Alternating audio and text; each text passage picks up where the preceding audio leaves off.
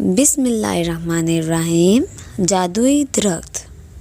پیارے بچوں، بہت عرصہ پہلے کی بات ہے۔ ایک لڑکا ایک پارک میں سے گزر رہا تھا۔ پارک کے درمیان میں ایک درخت تھا جس پر لکھا تھا، میں ایک جادوئی درخت ہوں، یہ جادوئی الفاظ کہو اور دیکھو کیا ہوتا ہے۔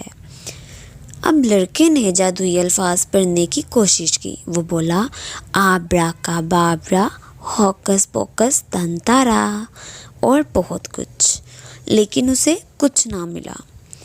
روتے ہوئے وہ زمین پر بیٹھ گیا اور بولا، پلیز پیارے درخت۔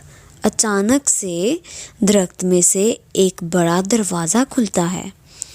اندر بہت اندھیرا تھا، صرف ایک تحریر لکھی تھی کہ اپنے جادوئی الفاظ جاری رکھو۔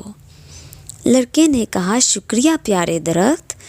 اس کے ساتھ ہی اسے درخت سے ایک راستہ ملا جہاں کھیلنے کے لیے بہت بڑی جگہ تھی اور چاکلیٹس تھیں۔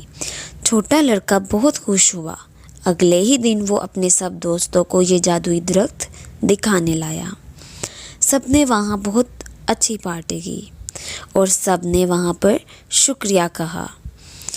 پیارے بچوں، اس کہانی سے ہمیں یہ سبق ملتا ہے کہ پلیز اور شکریہ جادوئی الفاظ ہیں جنہیں کہہ کر ہم کسی کے بھی دل میں اپنے لیے جگہ بناتے ہیں۔